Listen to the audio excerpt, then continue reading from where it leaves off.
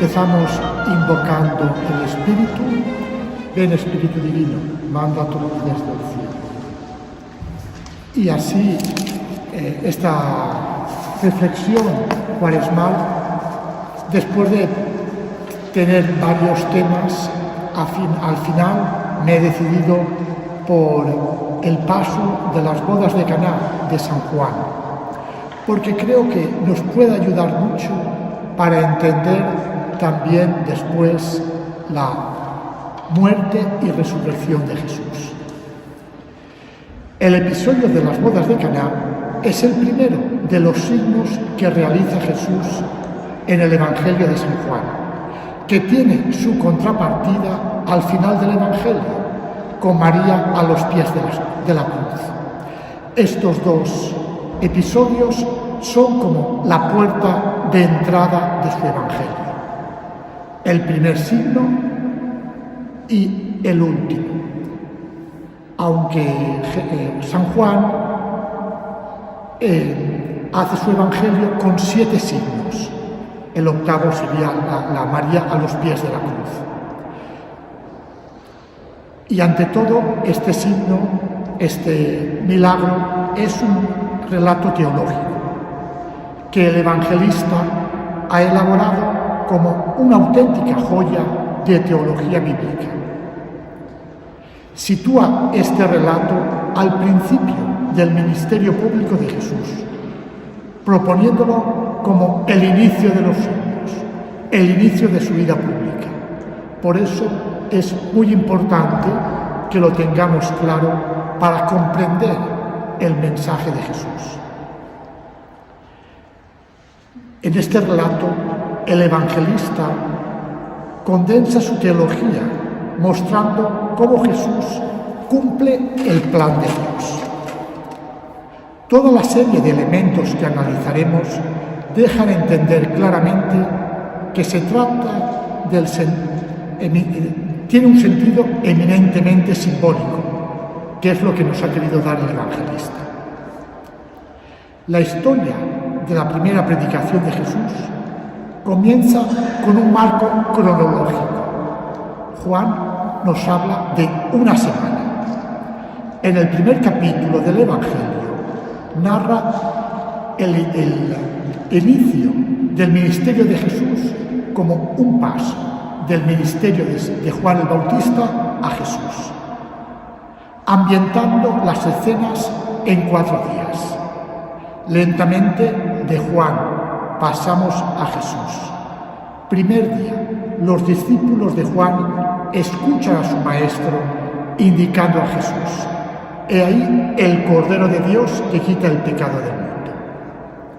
Y el evangelista comienza repetidamente cada historia, al día siguiente y finalmente, el tercer día, las bodas de Caná.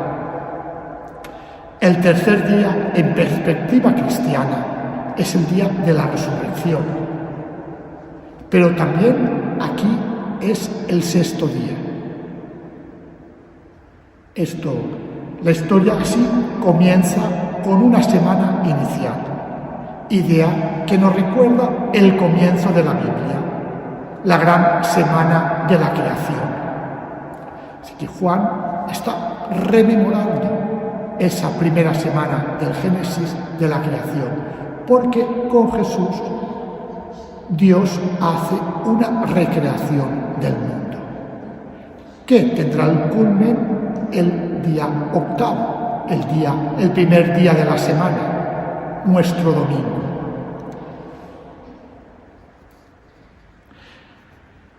Llegamos así a nuestro 6.º día de la semana, que sería un viernes. Esto tenemos que tenerlo claro porque Jesús realiza este milagro en viernes, en las bodas de Caná, su primer signo, y muere en cruz un viernes. Un viernes están a los pies de la cruz su madre, la madre de Jesús, y el discípulo que la amaba. Así, las bodas de Caná nos recuerdan esta creación.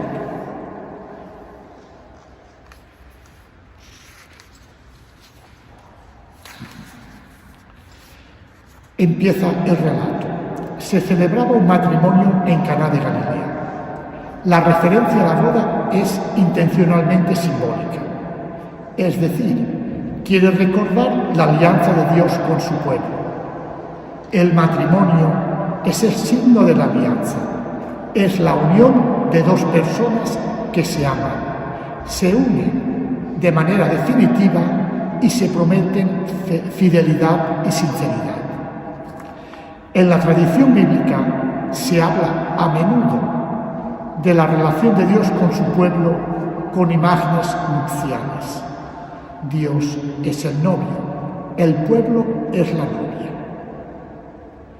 ¿Cuándo se celebró el matrimonio entre el Señor y su pueblo, entre Yahvé e Israel? En el Sinaí, en el momento de la alianza, cuando Yahvé dio la ley a Moisés. Dios se une a su pueblo y el pueblo acepta ser aliado de Dios y le promete fidelidad. Esto lo tenemos en el capítulo 19 del libro del Éxodo. En la tradición rabínica, las referencias al Sinaí, sobre todo cuando comenta el Cantar de los Cantares, se habla de esto y hablan del vino en la bodega, del buen vino que se conserva para esta festividad. De ahí que la imagen misma del amor que une a Dios con su pueblo y el pueblo con Dios siempre está regado de buen vino. Ya tenemos una referencia muy interesante para nuestra reflexión. Es interesante que el evangelista no dice quién se casa, simplemente nos dice: se celebraba una boda en Caná de Galilea y estaba allí la madre de Jesús.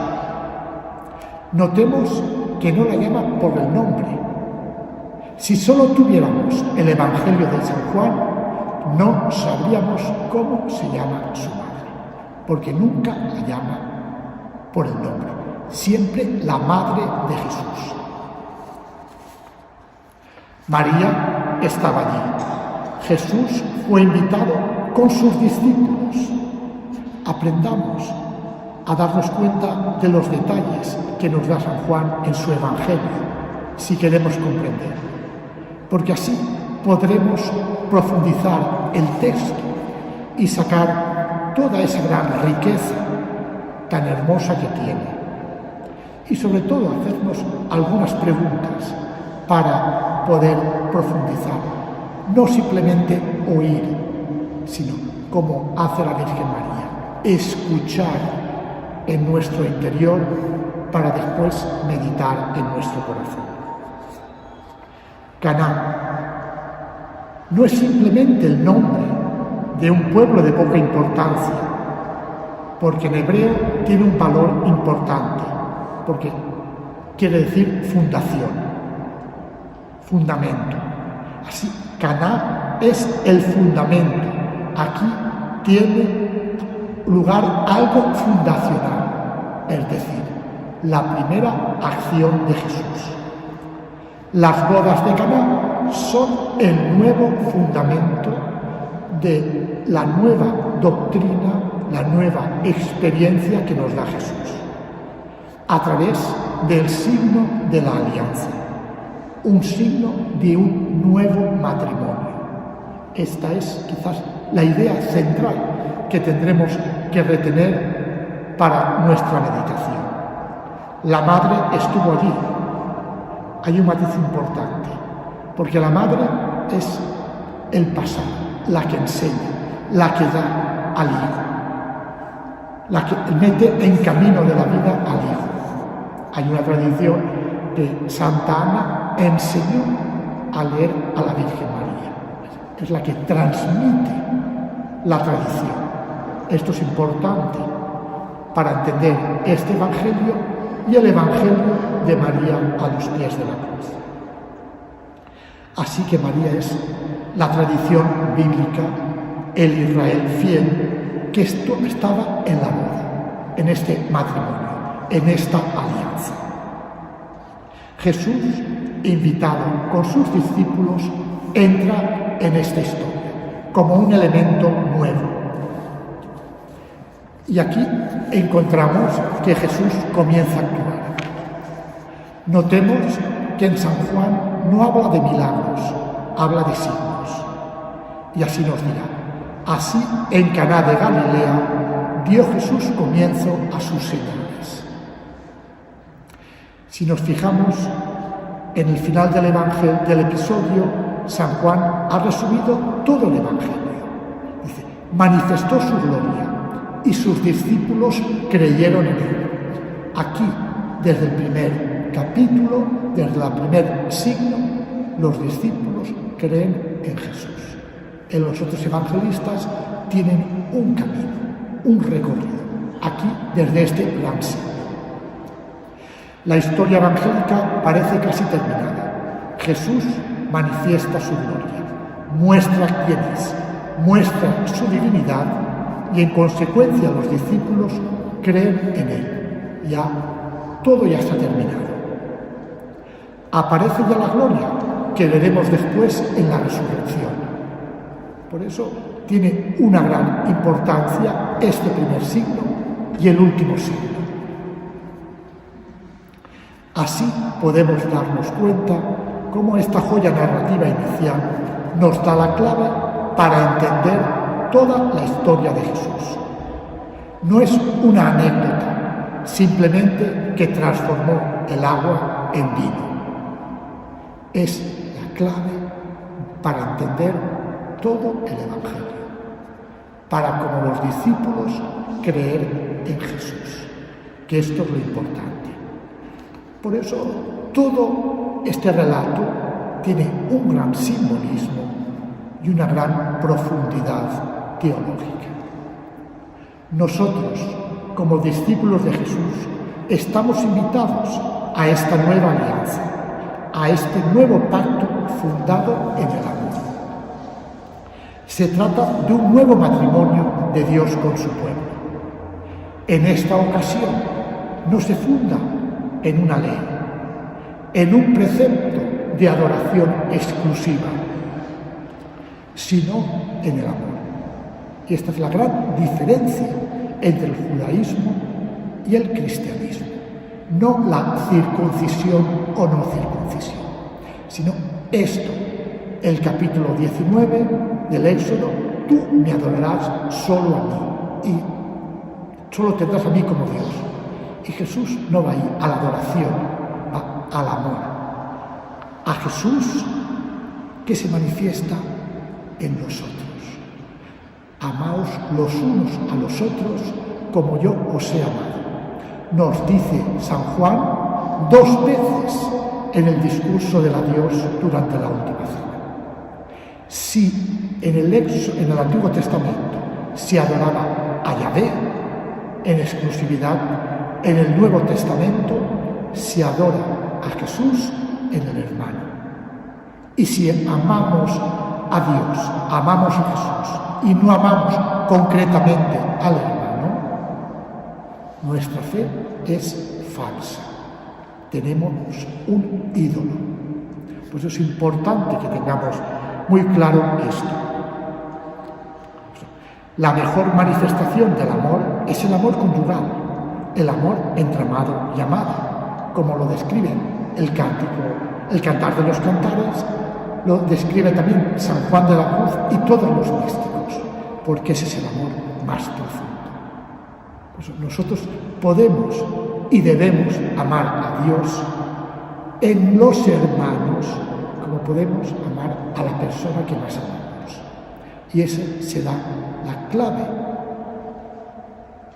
y la verdad si nuestra experiencia cristiana es real o solo un sentimiento. Ahora analicemos los diversos elementos para poder comprender el hermoso mensaje que el evangelista Juan ha querido darnos. Se trata de una fiesta de bodas en tiempos de Jesús, una fiesta realista. Hay que decir que la fiesta de bodas se celebraba y todavía se celebra ahora en la tradición judía de manera independiente. Las mujeres hacen su fiesta con las amigas, la novia con sus amigas, y el hombre, el marido, con sus amigos. Así que la presencia de la mujer en el banquete con los hombres es inimaginable. Esto ya nos da una clave simbólica. Aunque nosotros estamos acostumbrados a ver en los cuadros la fiesta, un reflejo de nuestras fiestas, en realidad allí eran los hombres y las mujeres. Y María no participaba. También hay que tener en cuenta, para que uno se diese cuenta de que el vino se había terminado, tenía que estar en las bodegas o en la cocina. Pero si estaba bebiendo entre todos los comensales, pues no podía darse cuenta. El vino se había terminado en las reservas. Por eso María nos está indicando con esto que María no está participando al banquete, está atenta al servicio. María es la servidora y por eso se da cuenta.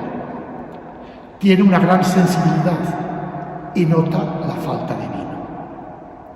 La falta de vino no es un problema de fiesta, de que los pobres novios no tienen vino, no han sabido prever bien o no han comprado bastante vino. No es eso. En el lenguaje joánico, el vino es un símbolo importante. En el lenguaje joánico y en todo, como he dicho en el Antiguo Testamento, es signo de la celebración, es signo del amor de Dios, es signo de la alianza.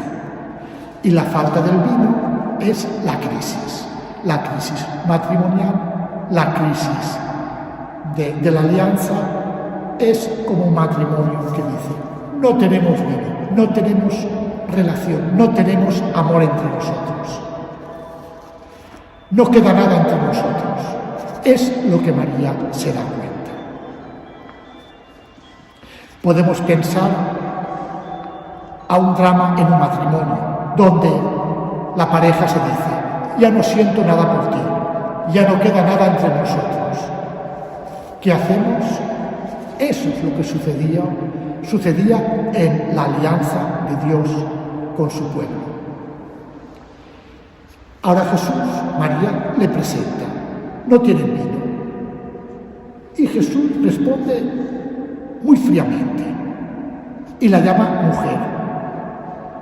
No es normal, e incluso en el lenguaje de la época, que un hijo se dirija así a su madre.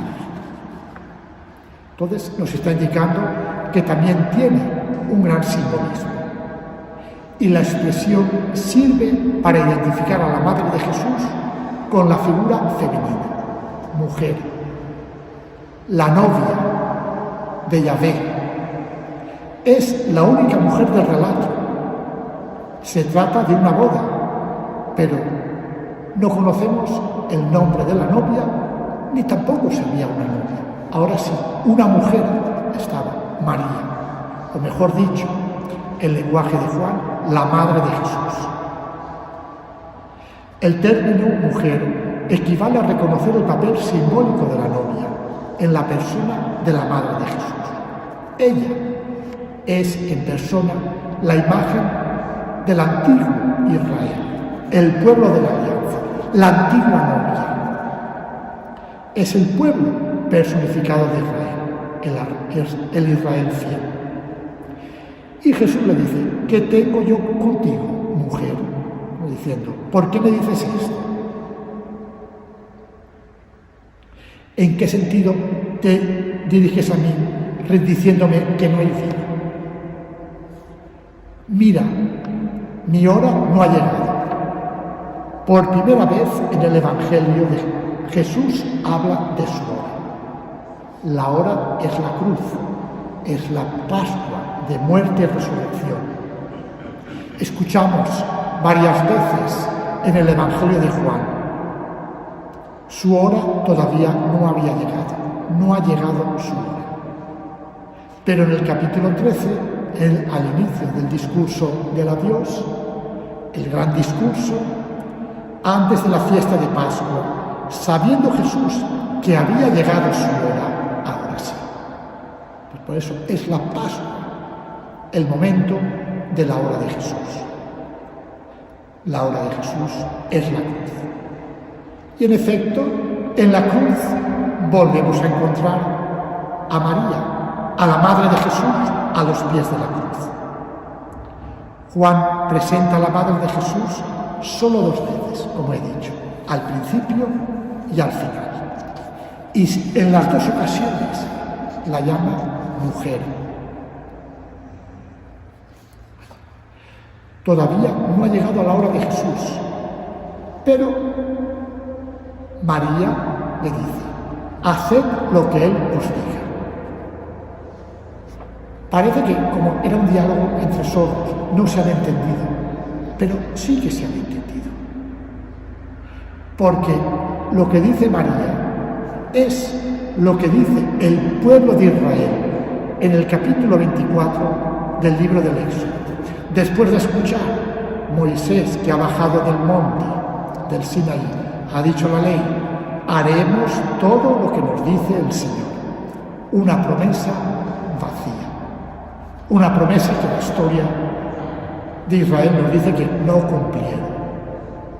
Ahora es María la que lo dice, la servidora, la intercesora.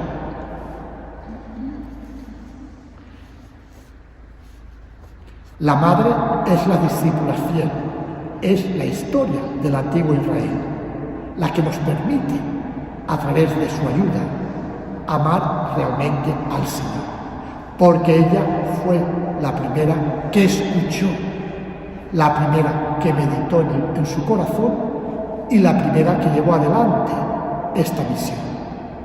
Y nos invita también a nosotros a escuchar, a meditar y, como ella, a hacer lo que dice el Señor. He aquí la esclava del Señor.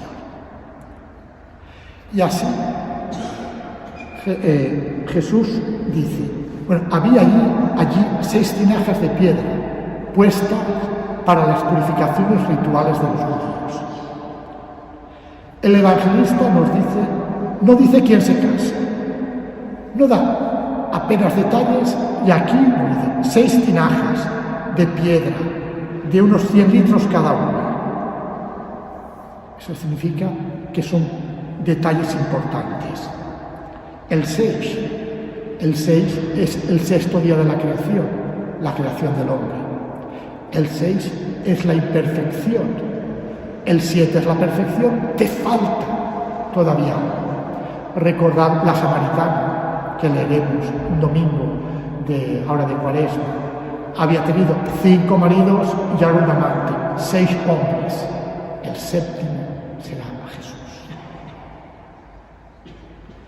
Por eso es el símbolo de la humanidad imperfecta. Le falta algo. Y ese algo es lo que nos dará Jesús. Con una capacidad de 2 o 3 medidas cada una, unos 100 litros. Y Jesús les dice: llenadlas de agua. Llenar 600 litros de agua a través de cubos, poco a poco, sacándolas de un pozo, es un buen trabajazo. Pero los siervos lo hacen sin rechistar, obedecen. Eso es bonito. Pero ¿qué trabajazo nos mandan? ¿Para qué? Lo hacen lo que Él os diga. Y lo hacen. Veremos cómo es interesante. Las tinajas eran de piedra. ¿Por qué es importante este detalle? Porque nos habla ya del hombre imperfecto con la piedra.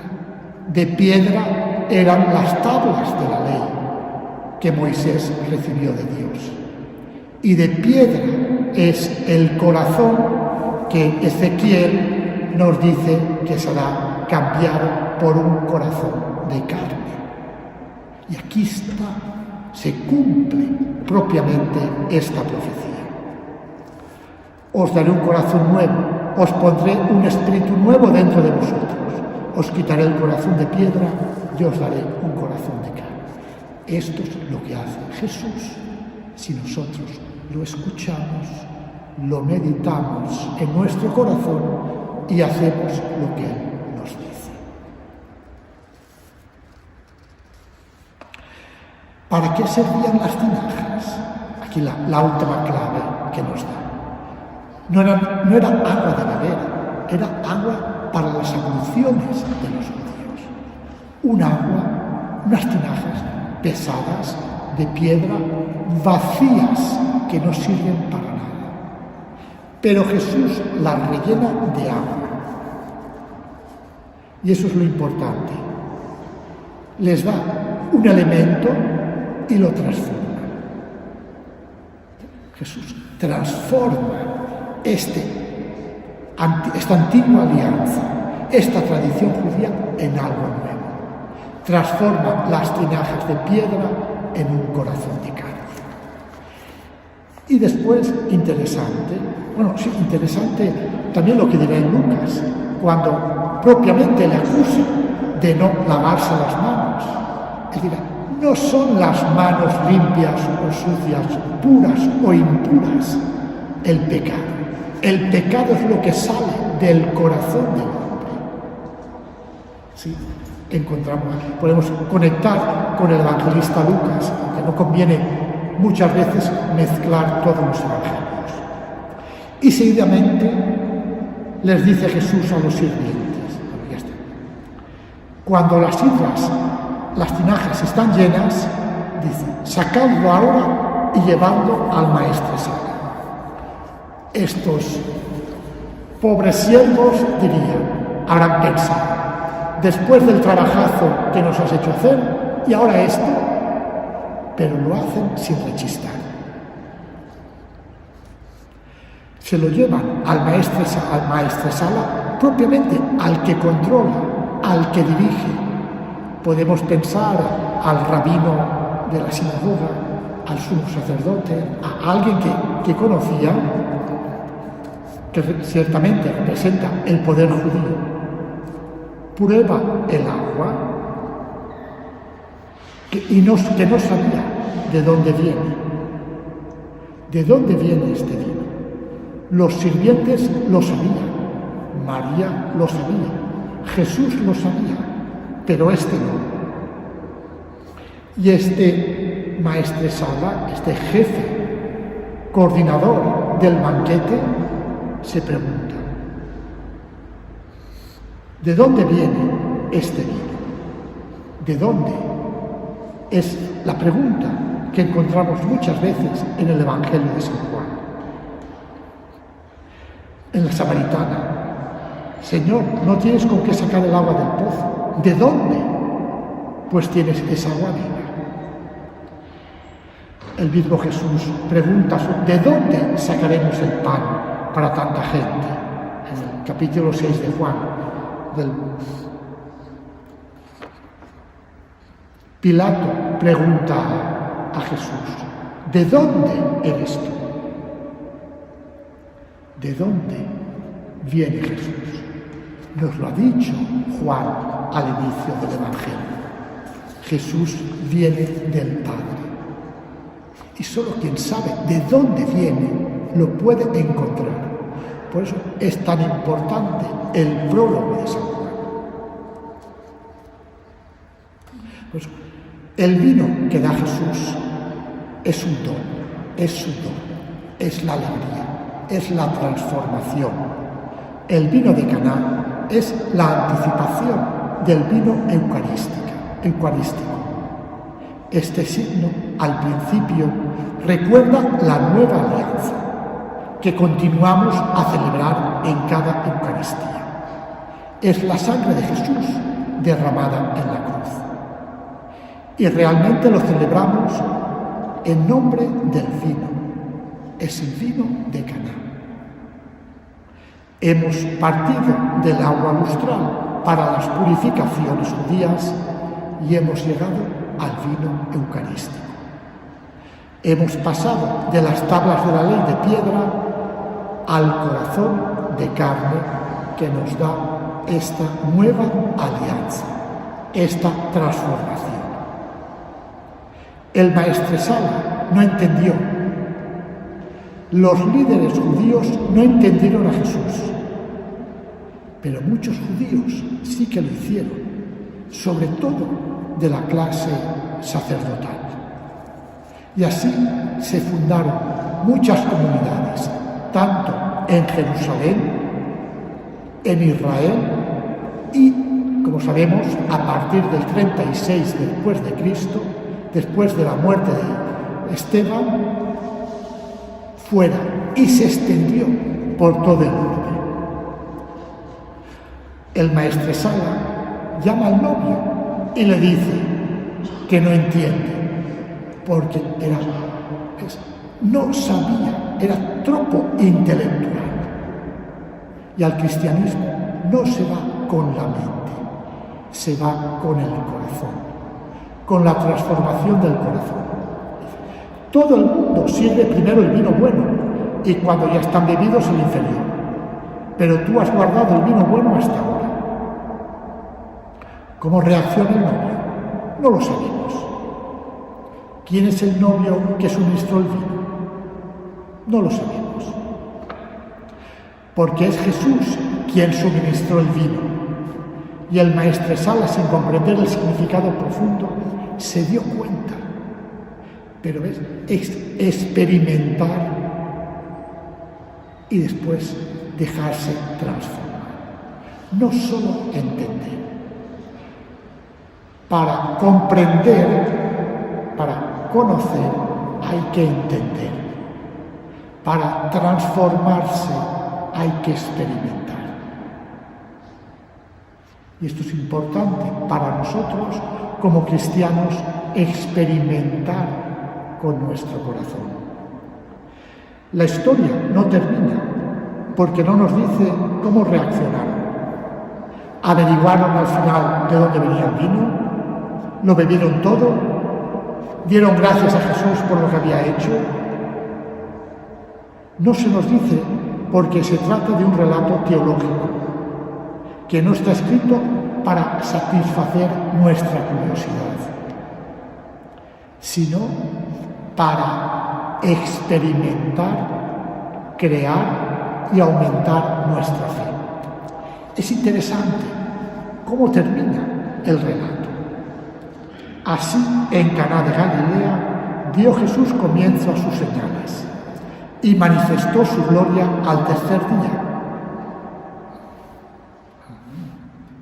Y creyeron en él sus discípulos. Jesús manifiesta su gloria al tercer día, cuando resucitará, pero ya ahora sus discípulos creen en él. La fe de los discípulos ahora es imperfecta, pero creerán en la plenitud del Espíritu. Como más adelante dirá Jesús a Nicodemo, la fe es pura cuando se adhiere al crucificado. En todo esto la Madre de Jesús es la que comprende y guía a los siervos y sus discípulos a hacer lo que dice. María ya creía en su Hijo y sabía todo lo que podía hacer. María sabía que su Hijo era Hijo de Dios. Caná preanuncia las bodas de la cruz y la mañana de Pascua, donde dos mujeres simbolizan la fertilidad total. La Madre de Jesús, símbolo del Antiguo Testamento, se une con Juan y crea la realidad nuestra Biblia, nuestro cristianismo, fundado en el Antiguo Testamento, planta nueva que surge en el jardín de la resurrección con María Magdalena, el símbolo de la Iglesia. Estamos ante una joya de la teología y la Madre de Jesús es la que está presente en la historia, la que comprende las limitaciones del hombre, la profunda necesidad de humanidad, de esa falta de capacidad para vivir, y la que intercede ante el Hijo, deseando que se cumpla el gran plan de la hora. ella nos sigue hablando como madre de la providencia, para que hagamos lo que Jesús nos dice, para que comprendamos verdaderamente el sentido de nuestra vida. Al final de las bodas de Caná tenemos una nueva familia. Nos ha dicho cómo sus discípulos se adherieron a Jesús. Así todos bajan a Cafarnaúm. Jesús, la madre de Jesús y sus hermanos, porque ya todos tienen fe. Es la nueva comunidad. Parece indicar que el grupo... Sí, ¿ves? Pero después, quizás...